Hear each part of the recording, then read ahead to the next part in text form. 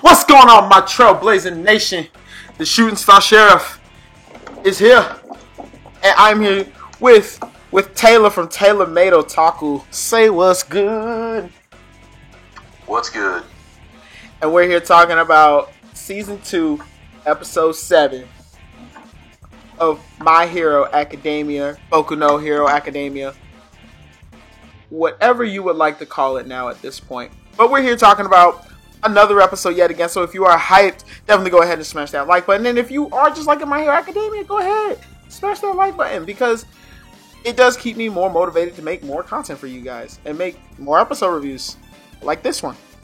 And let's just go ahead and jump right into this episode, because this episode was really good, man. A lot of stuff we're learning about these characters, and the more episodes with more of the other characters that we get to learn about, the more I get to just appreciate the entire cast of this series as a whole. So, anyway, to kick this episode off, we start off with Izuku and Shinso just really going.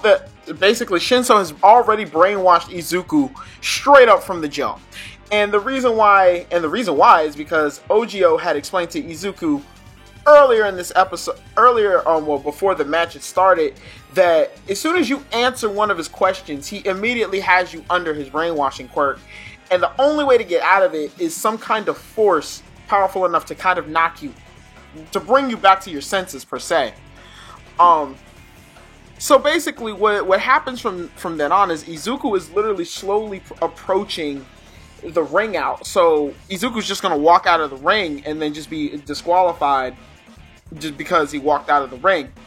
So in the back of his head, Izuku's like, yo, I'm about to lose already? Like, I just got here. Is this it? Like, there's so much more I need to do. There's so many people that are counting on me, and, they're proud of me.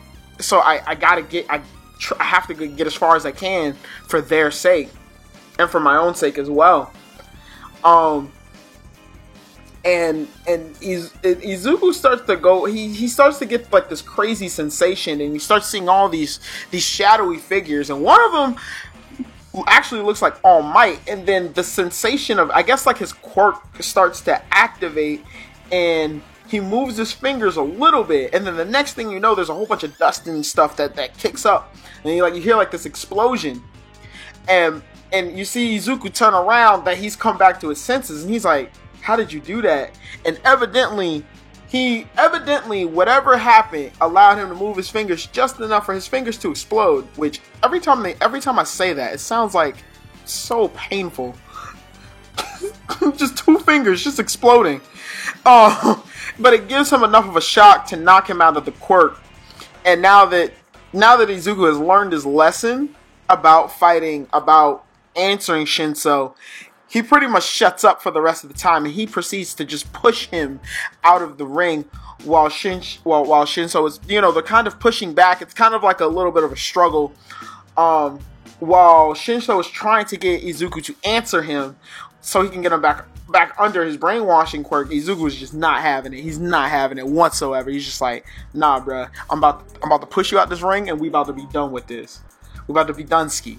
But what the coolest thing that happens is Izuku brings back the season 1 arm toss that he used on Bakugo to actually throw Shinso out of the ring, and basically granting Izuku the victory. And then we do get into a little bit more about Shinso's backstory, which is actually fairly interesting. So cuz you want to talk about a little bit about Shinso and his little backstory there?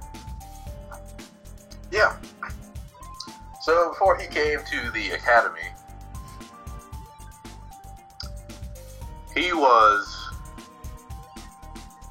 kind of, would you say he was a little distant toward his friends? Yeah, you can say that. He was like a little distant, a little hesitant, but he still had friends, and they were just like, man, your quirk is really cool, just don't use it on us. And then like all his like other little classmates, they were just like, yeah, that's perfect for a villain. You know how teenagers are when they like gossip and stuff. And so he was just, I want to be a hero because I don't want to be a villain. Like he has his reasons for wanting to be a hero, and I thought it was like kind of cool. I thought it was cool. Yeah, I think the biggest thing I did like about this episode, which I'm probably just gonna go ahead and say it now, my favorite part of this episode was pretty much just kind of the similarities between Shinso and Izuku. They're very similar. I mean, and I just kind of love how this series just makes all these characters so relatable. It's funny, they're in a world full of superpowers, but you feel like these are really human people at the end of the day, because here's a man he has a quirk, he has a really cool quirk, but the thing is like, everyone off the bat's like, why does he want to be a hero? He's probably better off being a villain with a quirk like that. And he doesn't want that. He doesn't want to be branded as something that that he doesn't want to be. He wants to be a hero, but he's only in the general studies. He's not in the hero course. So his goal is to get into the hero course that Izuku and, Class 1A is in, so he can actually become a hero. And then, like, even later on in the episode, after, Shinsho walks off, his whole classmates are like, yo, man, that was a cool fight. It wasn't really like, as far as action goes, there wasn't like a lot of fists flying. It was a very mental type of thing. It was more of a mental game than it was a physical game. Which, that's kind of cool that they kind of showed like how even you can have mental battles as well, being a hero. And I like how his whole class was like, yo man, you did great, you're awesome, you're going to be a great hero. So it's kind of like, it was really cool and reassuring to kind of see Shinso in this other light where he's like he even looks like a bad guy. Like, come on, like the hair frizzy up and like the low eyes and the bags under his eyes. You kind of think it's like, is he really a part of it? But he's a guy who generally wants to be a hero, but people think something else of him. So it was really cool to see that. And when Izuku was healing from his match, he was like, "All Might, I saw you." And All Might literally replies, "Dude, that's creepy." he's like, "Man, you seeing some juju stuff? You want that good? You want that good Izuku?" It's like, let me have some of that. But I mean, he's basically seeing all the previous owners of One for All, so it was kind of cool. He had like this whole Avatar vibe Izuku had during the match, which I thought that was kind of cool. Now, what would be really neat, which I think it would take way too much from Avatar, but what I think would be personally kind of cool is if he like could interact with the previous users. But I feel like that's way too much Avatar happening right there. It's too much Avatar nonsense. But I mean, hey, that'd be dope though. It would be dope. It would be dope. So basically, we're kind of cooling down from that match. Speaking of cooling down, Toradora, Shoto. Perfect transition. Boy, icy hot. Which, if you're new here, Shoto is icy hot because his powers he's basically the spokesman. Literally, Shaq does not need to be the spokesman of icy hot. It literally needs to be Shoto from now on. I need to make an image of like Shoto with icy hot so everybody can get the joke. Oh man, but anyway, Shoto steps up into the ring and who does he fight? I think it's the guy with like the tape quirk, or he's got like the rope. It's like he shoots like tape out of his arms. I can't remember his quirk. But he's in Class 1A. He's in Class 1A. And Shoto fights this dude. Because, can we talk about how much of a blowback that was? Can we talk about how much? Dog, he completely overdid it. He froze like half the stadium. And I hope nobody was killed in the process of this eventful blowing back, but bruh, it wasn't even like 2 seconds in the ring. Literally, they stepped on the ring. They both started, and then as soon as they said go, Shoto said, "F it." Like, game over. Like, if that's his one-hit quitter, then I'm very nervous for what Izuku has to deal with. Terrible. It was terrible. And the match was over. He literally froze half the stadium. He was like, "I'm done. give me Izuku. Like he literally like, this man will catch my hands or catch my frost. Like, get it? Anyway. And after he thaws him, like, and he starts to thaw him out with his fire, well, with his his icy hot, his hot half, and Izuku does mention that he does seem sad, which Izuku does, like, he's so human, and I think Izuku's best characteristic it's really not his quirk, it's really like how he can innately sense things in other people. You know what I mean? Because even in the first episode, when Kacchan got absorbed by the slime monster, he's like, you look like you needed help. Like, you know what I mean? It's Deku's inability to read other people, to feel out other people. I think that's what makes him really, really cool. But was there anything that you thought really was like cool this episode, cuz, or anything you wanted to point out?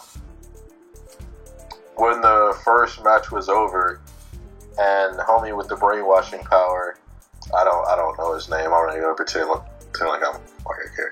But when he was like going off the stage, and all his friends were like cheering him on, and his classmates were like, "Wow, that was pretty cool. That was a pretty cool effort." And like all the heroes in the crowd were like, "Why is this guy not in the hero course? That could be a very useful quirk against villains." And then he's just so happy to hear all that. Yeah. I thought that was dope. I thought that was dope too, because everyone said he would make the perfect villain, but at the same way, he could brainwash villains. Like, he could interrogate them, he could get information out of villains. Like, I mean, honestly, it goes both ways. So it's just that his quirk isn't anything flashy. You know what I mean? It's not Bakugo. It's not Izuku. It's, he's not Icy Hot or Shoto. It's a simple quirk, but it's super effective. Like, super effective. And that's pretty much where the episode pretty much leaves off, with Izuku just kind of being like, Shoto, he's a sad person. I mean, given his upbringings that we learned in last week, we know that a lot is going on with Shoto as far as family matters are concerned with, but that's pretty much where this episode leaves off on. Next week is Izuku and Shoto? I believe so? Or is it a filler? No, it's a bunch of other fights, and then it's the Gravity Girl versus Bakugo. It is. So it's Ochako versus Bakugo, which I hope this isn't another blown back. I feel like it's gonna be a very, very, very salty fight. This is gonna be. I feel like it's gonna be completely one-sided. But hey, who knows? She might pull something out. She might get something. She might do something clutch. So we'll see. But anyway, me and Taylor are gonna jump out of this, guys. If you guys did enjoy this, definitely leave a like. Remember to subscribe. If you like us talking about My Hero Academia, if you head over to my cousin's channel, which I will always pop his icon up at the end here, we're talking about Attack on Titan Season 2 over there. So definitely go ahead and check out the boy over there. And without that, me and him are going to bounce up out of here. We'll see you guys next week. Peace! Peace.